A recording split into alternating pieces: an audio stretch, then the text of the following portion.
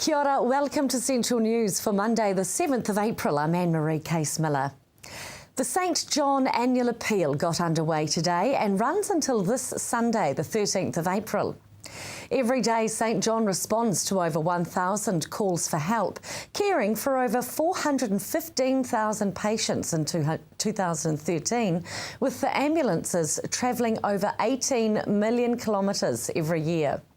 St John uses the donations from this week to buy equipment and important emergency medical resources to help save lives.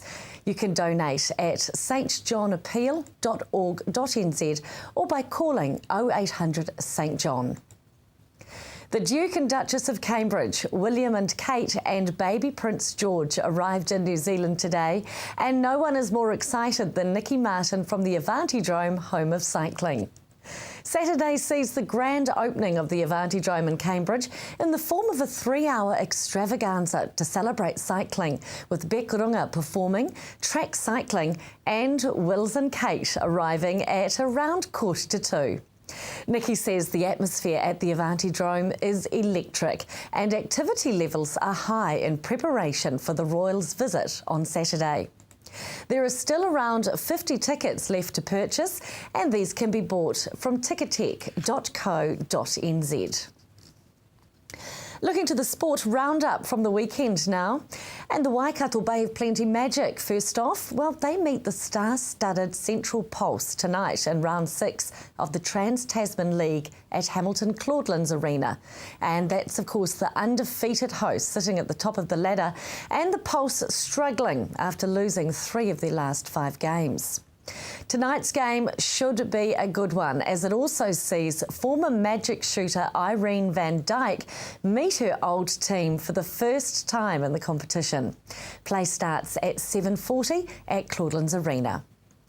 The Waikato Pistons had a loss against the Bay Hawks in Napier on Friday night in the first game of the 2014 Bartercard NBL season, but turned that around on Sunday at Waitakere Stadium with a win against Super City Rangers 85-75.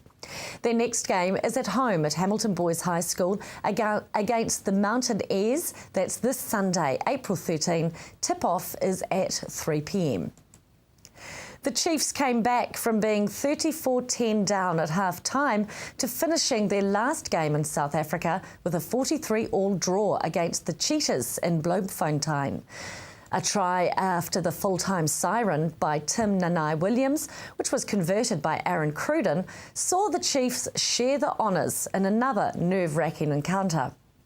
The Chiefs host the Melbourne Rebels at Waikato Stadium this Saturday. Kick-offs at 7:35, and they'll be without Aaron Cruden, who's out for at least 6 weeks after fracturing his thumb during Saturday's game.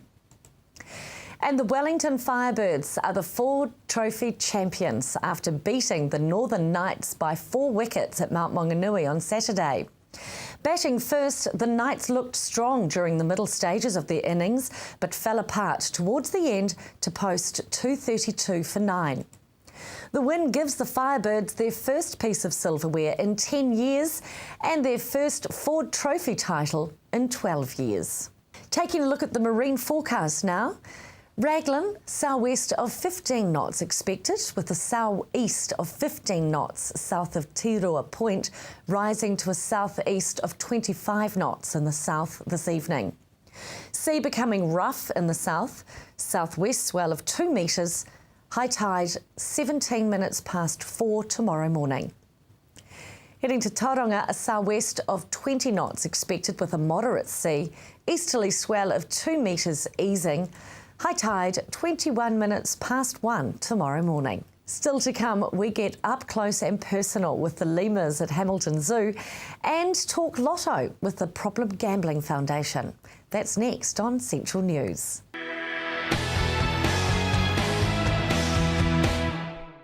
Kia ora, welcome back to Central News.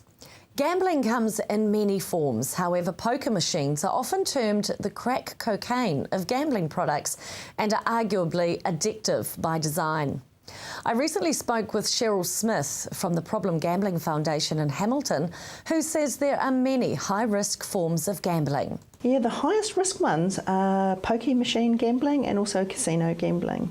Pokie machines in particular are high risk, and also scratchies. Pokie machines have been described as the crack cocaine of gambling. Why are they the most harmful form of gambling in our communities? I think that is primarily because when you start any kind of betting, you've got a beginning, a middle and an end to that, and at the end is your reward, I guess, if you win, and you're taking a risk that you will win.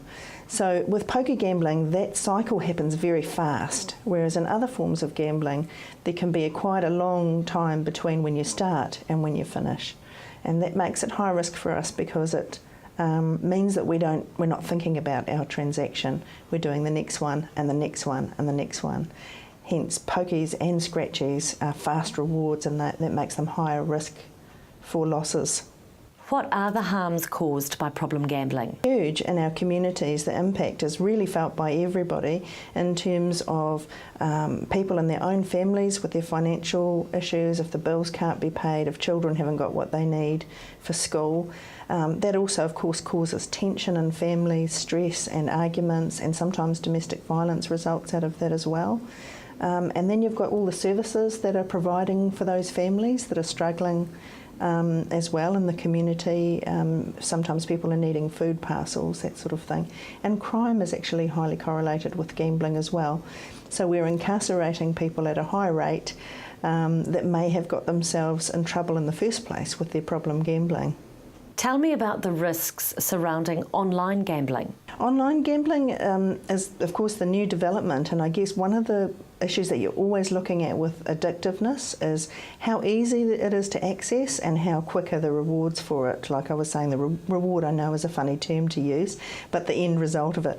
So with people with computers and cell phones, online gambling has become much more accessible, much more quick, and being much more exploited, because none of those poker gambling or casino sites are legal in New Zealand, so they're all from overseas. So any of that gambling is occurring in the international arena, if you like. What modes of gambling have no age restriction, and why is that? People are surprised to find that Lotto doesn't have any age restriction.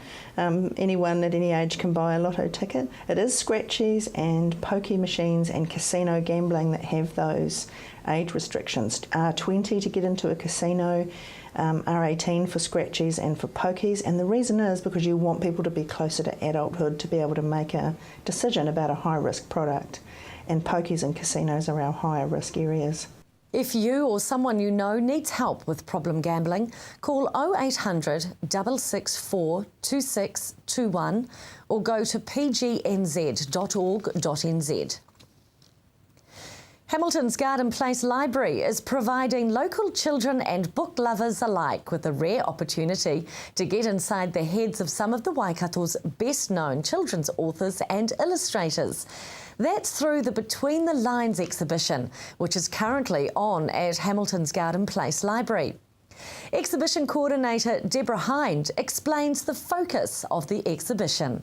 Okay, the main focus is to expose what goes on behind the scenes of making a book, whether it's written or illustrated.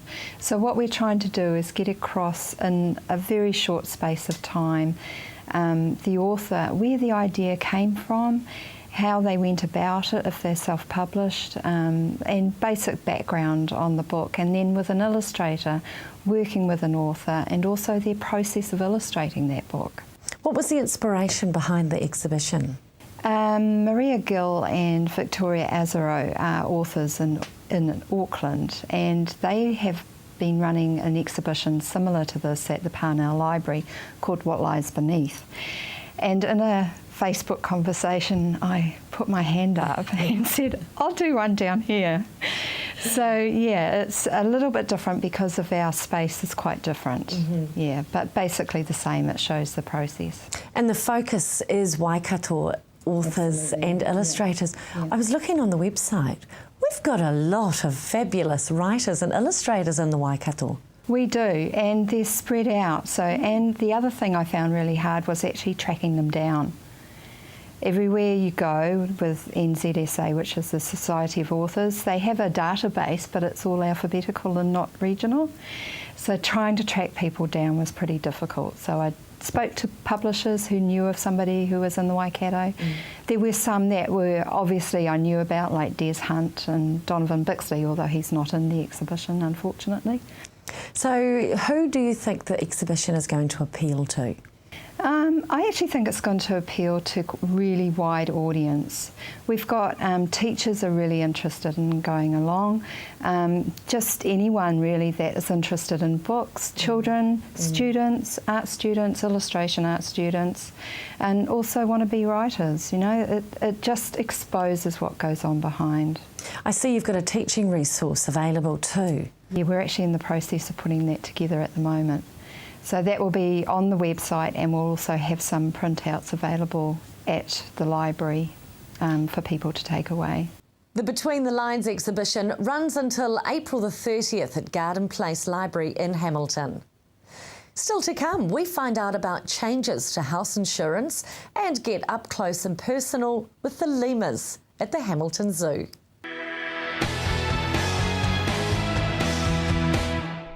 Welcome back to Central News.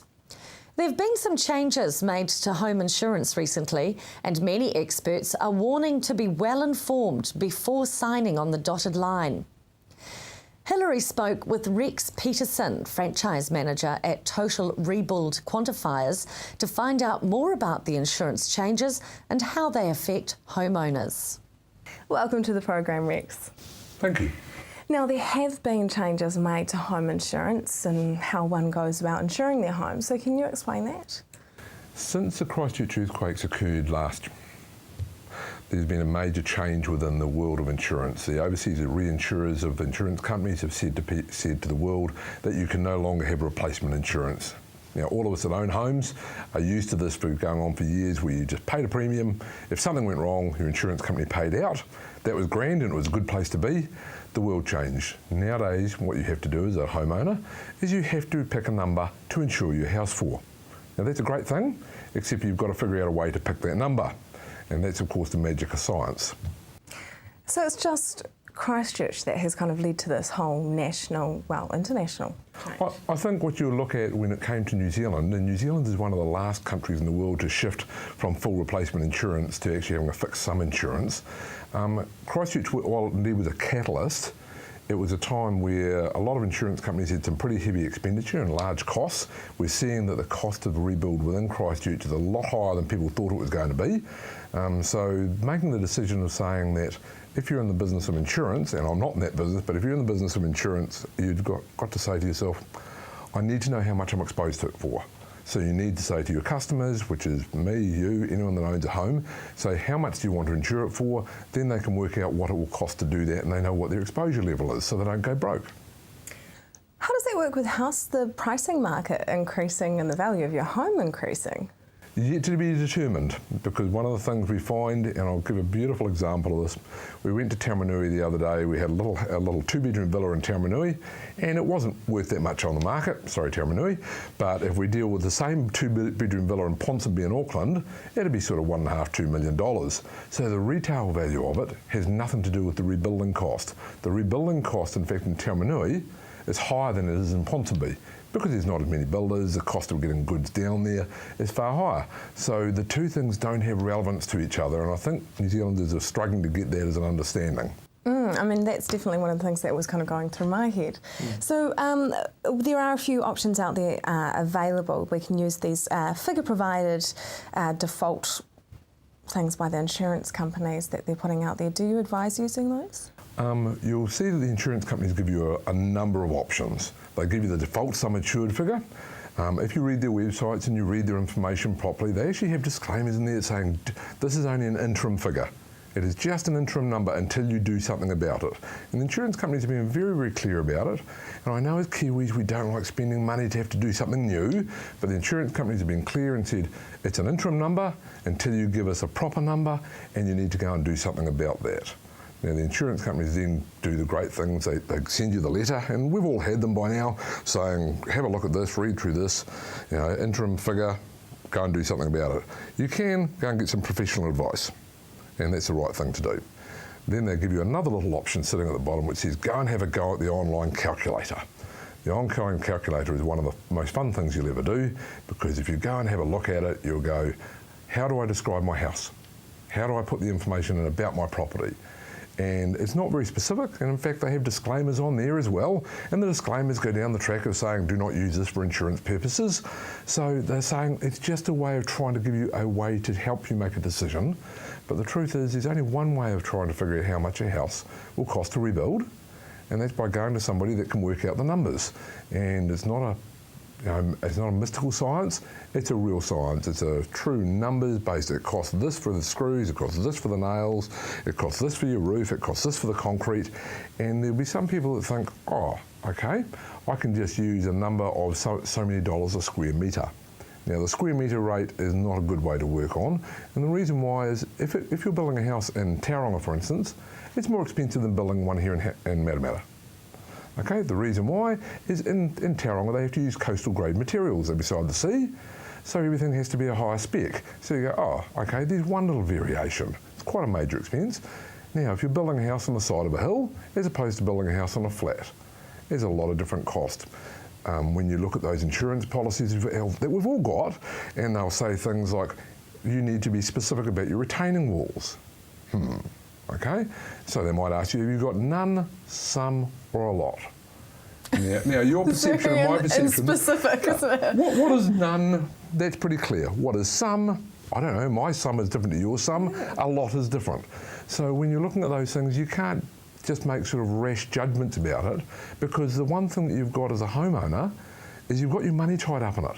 Most people's biggest wealth asset is in fact their home, and if you only have that there, you really want to make sure that you protect the money, because it's just money in bricks and mortar. That's what it is. So you need to make sure that if you have the disaster, if you had a Christchurch, if you have your house that burned to the ground, you really need to make sure that you can actually rebuild it and actually be able to have the same place back that you had before. It's fascinating stuff. Thank you, Rex. I mean, I didn't even think about the coastal thing and all that. Thank you so much for coming in. Thank you very much. Up next on Central News, we get up close and personal with the lemurs at Hamilton Zoo.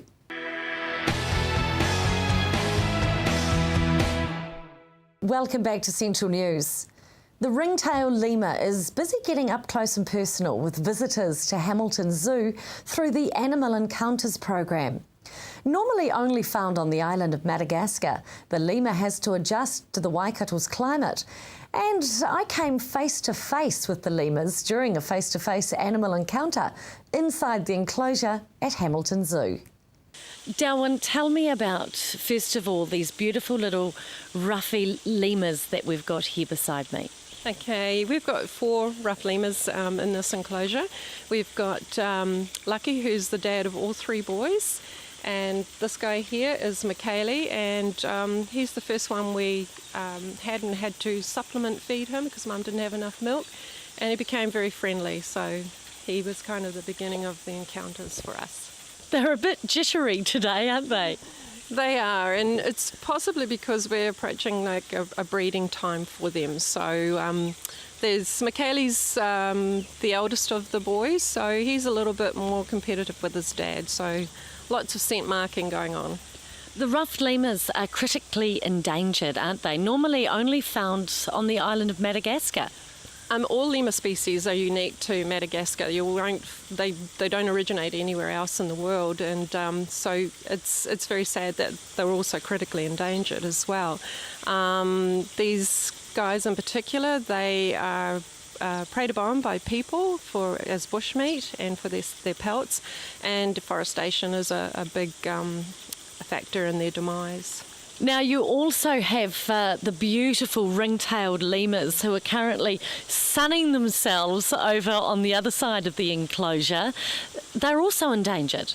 They are. Again, it's part habitat loss and, just terrible things that are happening in the world today, and so their areas are getting smaller and smaller, and they like to roam quite a way as a troop, and so if you don't have the forest, that's hard for them.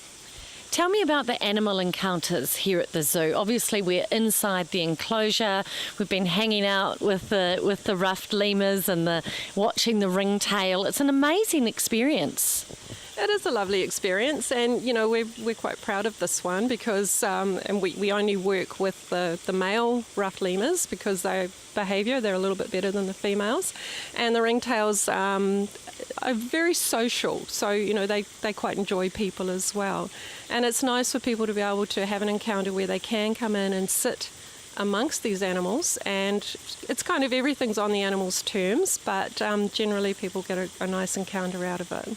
10% of the encounter fee goes to the Hamilton Zoo Conservation Fund. Tell me about that. It does. We're very proud of our conservation fund. We try and do something that's for native animals as well as exotics. And we've got the Kia Conservation Trust, so money is going into that for our Kia. And we've done 20th Century Tiger and also the Jane Goodall Foundation for chimps as more exotic animals. Tell me about the ruffed lemurs. They have an interesting way of feeding.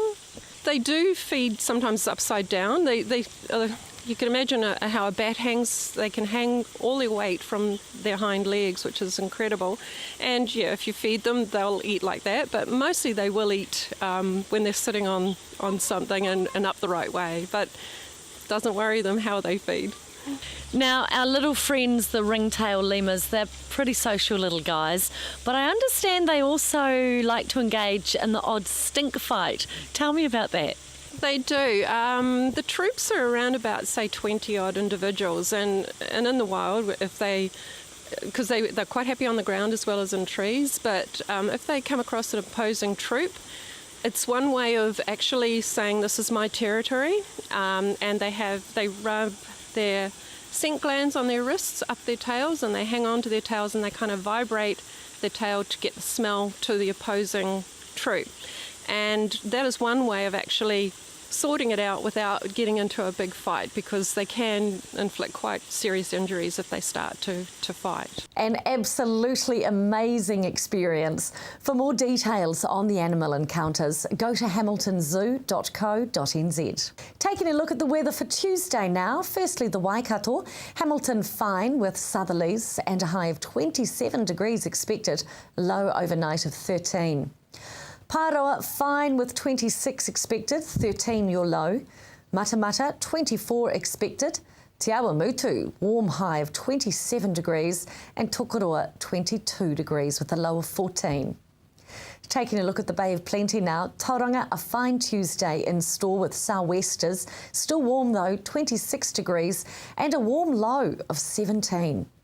Te Puke, fine, 23 degrees and your low overnight, 16 degrees. That's Central News for today. Make sure you like us on Facebook and let us know if there's any news or an event in your community. Thanks for joining me. I'm Anne-Marie Case-Miller. I'll catch you back tomorrow. Ka kite anō.